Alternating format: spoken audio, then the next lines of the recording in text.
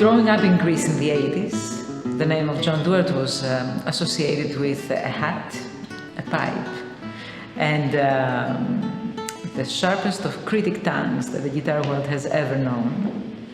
So when in '92 I got this phone call to go and play in Russia for the first time, it was supposed to be a tour in Moscow and St. Petersburg, orchestra, solos, a humongous thing. I checked the list of colleagues and John's name was in it. And I was petrified.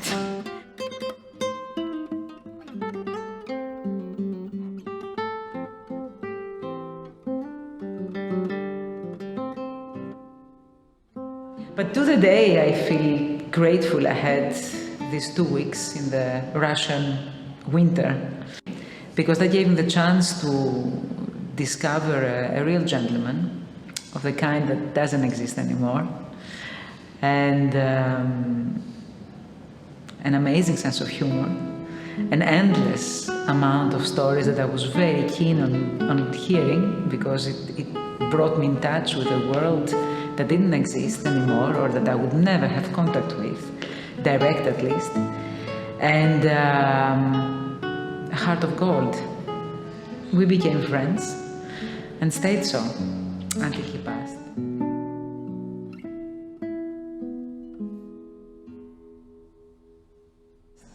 So when I got a phone call from his son Chris to be part of this celebration, it was an enormous honor.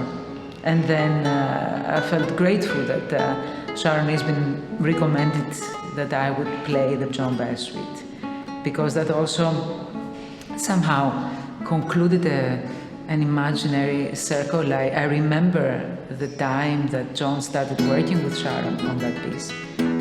He was very excited, and somehow it all made sense. You know, in life you go in circles that close. And so I said yes a year and a half ago, and then I just loved those last 2 months working intensely on this music, because somehow I got to spend time with him again.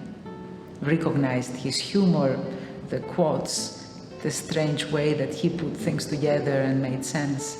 It was lovely.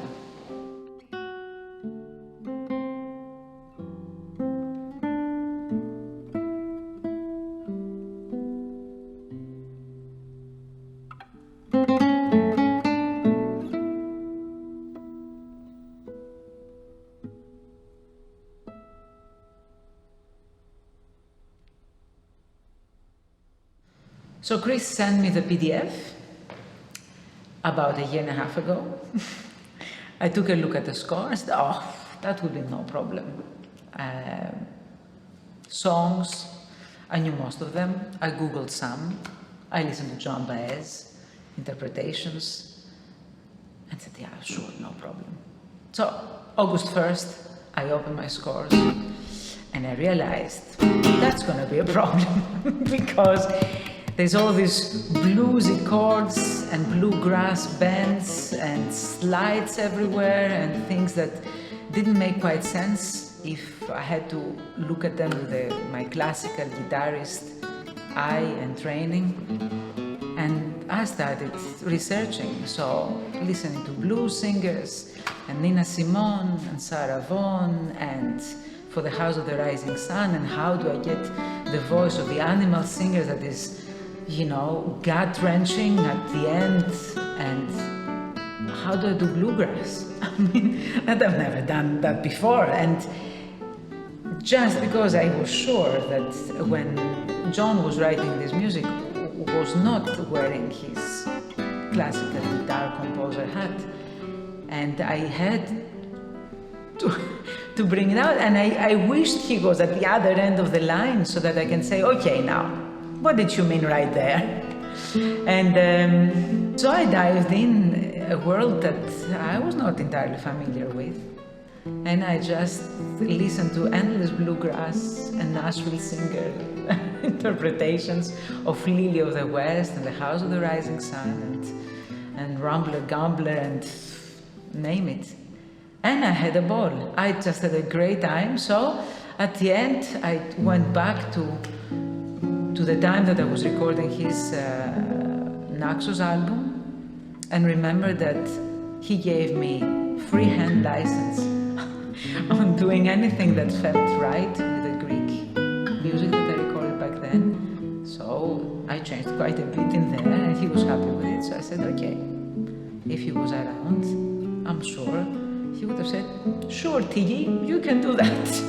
And yeah, by the way, that he was the only man on earth that escaped with murder, actually giving me a nickname, Tiggy. For all nicknames in that world, nobody ever called me anything else than Antigoni, Antigoni, whatever, but John Duarte, he got away with Tiggy. So anyway, and I just had a ball, and I changed quite a bit. So one day I was listening to a Nina Simone interpretation, and I stole her for the House of the Rising Sun. And then I just hoped that Chris Duarte, his son, would not have a heart attack in the audience if I would add some tappings and some bends and some extra ornaments. And I loved it. I really loved working on this piece. So that's all.